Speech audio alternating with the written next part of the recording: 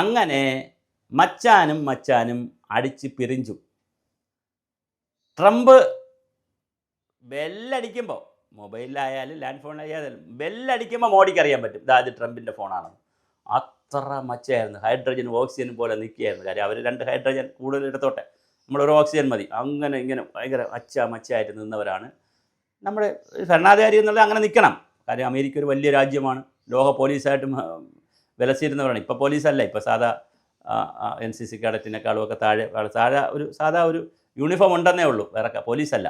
ഞാൻ NCCക്കാരെ കുറച്ച് പറഞ്ഞൊന്നുമല്ല, അവർക്ക് അധികാരമില്ലല്ലോ. അങ്ങനെ പറഞ്ഞു എന്നാണ് കമ്പയർ ചെയ്ത്. പോലീസായിട്ട് കമ്പയർ ചെയ്യുമ്പോൾ NCCക്കാർക്ക് അധികാരമില്ലല്ലോ. ആർത്ഥത്തിൽ SPC എന്നൊക്കെ പറയാം. അവർക്ക് അധികാരമില്ലല്ലോ, ആർത്ഥത്തിൽ പറഞ്ഞാണ്.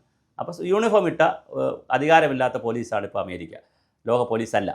ആ അമേരിക്ക 4 പ്രാവശ്യം ട്രംപ് വിളിച്ചിട്ടും ഫോൺ എടുത്തില്ല മീൻസ് കാൾ അറ്റൻഡ് ചെയ്തില്ല. പിന്നെ കാൾ റിജക്റ്റ് ചെയ്തു. കാൾ വേണ്ട എന്നുള്ള രീതിയിലേക്ക് മോഡി പോയി. 4 പ്രാവശ്യം വിളിച്ചു എന്നാണ് പറയുന്നത്. ഇത് വാർത്തകളിൽ വന്നിട്ടുണ്ട്. അപ്പോൾ എന്തായാലും കലിപ്പിലാണ് നരേന്ദ്രമോദി, ഇന്ത്യൻ പ്രധാനമന്ത്രി. കലിപ്പ് വേറൊന്നുമല്ല, നമ്മെ വല്ലാതെ പീഡിപ്പിക്കുന്നുണ്ട്. നമുക്ക് 25% തീരുവ കൂട്ടി, പിന്നെ അത് അദ്ദേഹത്തിന് വട്ടായപ്പോൾ 50%ആക്കി. പിന്നെ അവിടുത്തെ 5.5 കോടി ആളുകളെ കയറ്റി അയക്കാൻ തീരുമാനിച്ചു. അതിൽ നമ്മളെ ആളുകളും കുറേയുണ്ട്. അവിടുത്തെ യൂണിവേഴ്സിറ്റിക്ക് പൈസ കൊടുക്കുന്നില്ല, നമ്മളെ കുട്ടികളെ അത് ബാധിക്കുന്നു. വലിയ ബഹളമാണ് ഉണ്ടാക്കുന്നത്. പിന്നെ റഷ്യയെ നമ്മളെ സഹായിക്കുന്നുണ്ട്, റഷ്യക്കെതിരെ ഉപരോധം ഏർപ്പെടുത്തുന്നു. നമ്മൾ എന്തൊക്കെ ചെയ്യുന്നു അതിനെതിരെ നമ്മുടെ പിറകെ നടക്കുകയാണ്. നമ്മൾ ചൈനയുമായിട്ടുള്ള ചർച്ച വയ്ക്കുമ്പോൾ അതിനെ പാര വയ്ക്കുന്നു. അങ്ങനെ ട്രംപിന് പറ്റുന്ന എല്ലാ കാര്യവും ട്രംപ് ചെയ്തു കൂട്ടുമ്പോൾ സ്വാഭാവികമായിട്ട് ഫോൺ എടുക്കാൻ കഴിയില്ല. ഇത് വലിയ ആഗോളതലത്തിൽ വലിയ ചർച്ചയായിട്ടുണ്ട്.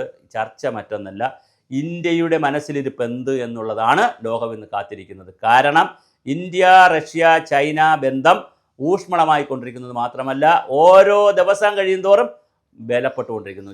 റഷ്യയിൽ നിന്ന് 24% എണ്ണ വാങ്ങിച്ചിരുന്നത് 40%ത്തിലേക്ക് പോകാൻ പോകുന്നു. അപ്പോൾ അതിൻ്റെ അർത്ഥം അമേരിക്കൻ കമ്പനികളായ സൗദി അറേബ്യയിലെയും ഇറാനിലെയും അമേരിക്കൻ കമ്പനികളിൽ നിന്ന് നമ്മളിനി ഒരു തുള്ളി എണ്ണയും വാങ്ങാൻ സാധ്യതയില്ല. അത് പുതിയൊരു ജിയോ പൊളിറ്റിക്സ് ലോകത്തുണ്ടാക്കും.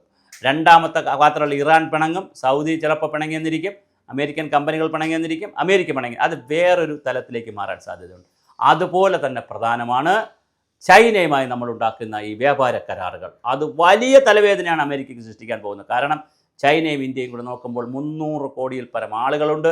നമ്മൾ മനസ്സ് വെച്ചാൽ ലോക വിപണി നമ്മൾ പറയുന്നിടത്ത് നിൽക്കും എന്ന് നന്നായി ആരെക്കാളും ബോധ്യമുള്ള ആളാണ് ട്രംപ്. അതുകൊണ്ടാണ് ട്രംപ് അമേരിക്കയിലേക്ക് മോഡി ചെല്ലുമ്പോഴാവട്ടെ അല്ലാതെ അപ്പോഴേ ഒരു ചേട്ടൻ ബാവ കളിച്ചിരുന്ന ആൾ അനിയൻ ബാവയെ വിളിച്ചിട്ടും അനിയൻ ബാവ ഫോൺ എടുക്കുന്നില്ല. ഇതൊരു വലിയ സിമ്പലാണ്. കാരണം ഒരു ഭരണാധികാരി, അമേരിക്കയുടെ പ്രസിഡന്റിനെ പോലൊരു ഭരണാധികാരി 4 വട്ടം ഇന്ത്യൻ ഭരണാധികാരിയെ പ്രധാനമന്ത്രിയെ വിളിച്ചിട്ടും ഫോൺ എടുത്തില്ല എന്ന് പറഞ്ഞാൽ നമ്മൾ കൃത്യം മെസ്സേജ് കൊടുക്കുകയാണ്, ഞങ്ങൾ പഴയ ഇന്ത്യ അല്ല. വേറൊരു പ്രധാനപ്പെട്ട കാര്യം, പഴയ ഇന്ത്യ ആകരുത്. കാരണം ഇപ്പോൾ നമുക്കൊരു സാധ്യതയുണ്ട് ലോകത്ത്. നമ്മൾ ആയുധ രംഗത്തിൻ്റെ കാര്യത്തിലായാലും GDPയുടെ കാര്യത്തിലായാലും നമ്മൾ അതുപോലെ മേക്ക് ഇൻ ഇന്ത്യയുടെ കാര്യത്തിലായാലും ഉൽപ്പന്നങ്ങൾ ഉണ്ടാക്കുന്ന കാര്യത്തിലായാലും പ്രാദേശികമായ സ്വദേശിയെ പ്രോത്സാഹിപ്പിക്കുന്ന കാര്യത്തിലായാലും വലിയ ഒരു ഹൈപ്പ് ഭാരതത്തിന് കിട്ടിയിട്ടുണ്ട്. അതുകൊണ്ട് എന്തെങ്കിലും ഒരു ഒത്തീർപ്പുണ്ടാക്കി ഒരു ചർച്ച ചെയ്ത് ഇത് കോംപ്രമൈസ് ചെയ്യേണ്ട കാര്യമില്ല, നമുക്ക് ഒന്നിച്ച് നീങ്ങാം എന്നുള്ള ലൈനിനപ്പുറം എന്താണ് കരാർ, എന്താണ് ഞങ്ങൾക്ക് വച്ചിരിക്കുന്ന പാര, ഞങ്ങൾക്ക് വച്ചിരിക്കുന്ന കെണി എന്ത് എന്ന് അമേരിക്കയോട് ചോദിക്കണം. കാരണം അവർ എന്ത് സ്നേഹത്തിൽ വരുമ്പോഴും സ്നേഹത്തിൽ വരുമ്പോഴും മധുരത്തിൽ വിഷം പുരട്ടി വരുന്ന ജാതികളാണ് ഈ ഭരണകൂടങ്ങൾ. പലപ്പോഴും 1-2 പേരെ അമേരിക്കൻ പ്രസിഡന്റുമാരിൽ വളരെ കുറച്ച് പേര് മാത്രമേ അല്ലാതെ മാനുഷിക പരിഗണനയിൽ ചിന്തിച്ചിട്ടുള്ളൂ. ബാക്കി എല്ലാവരും വ്യാവസായികമായ ചൂഷണത്തിൻ്റെ രീതി തന്നെയാണ് ഉപയോഗിച്ചിട്ടുള്ളത്. അതുകൊണ്ട് ഡൊണാൾഡ് ട്രംപിൻ്റെ പുതിയ കാർഡ്, ട്രംപ് കാർഡ് എന്താണെന്ന് നമുക്ക് തിരിച്ചറിയണം. അതറിഞ്ഞുകൊണ്ട് തന്നെ മുന്നോട്ട് പോകുകയുള്ളൂ. മോഡി എടുത്തിരിക്കുന്ന തീരുമാനം വളരെ സ്തുത്യർഹമാണ്, മനോഹരമാണ്. എന്തായാലും നമുക്ക് കാത്തിരുന്ന് കാണാം ഇന്ത്യ അമേരിക്ക ബന്ധം എങ്ങോട്ട് പോകും. അതിലുപരിയായി ഇന്ത്യ ചൈന റഷ്യ ബന്ധം വലിയ ഒരു ശക്തിയായി ലോകത്ത് വരുമോ എങ്കിൽ ലോകക്രമം തന്നെ വീണ്ടും 2ആയി മുറിയും.